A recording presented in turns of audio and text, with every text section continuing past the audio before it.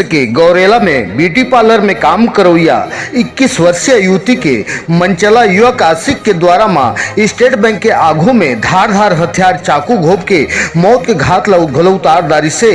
जहां Gaurela petrol pump में काम करवैया सिरफिरा आशिक पहली ले दो युवती संग में शादीशुदा कर दो बच्चा के बाप घलव हावे जेकर नाम हावे दुर्गेश प्रजापति 29 साल लोहारी मरवाही के रहोइया नागेश्वरी पेट्रोल पंप में काम करते युवती संग में प्रेम प्रसंग कर जान पहचान बनाए रही से कुछ महीना ले दोनों के बीच में अनबन हो ले जहां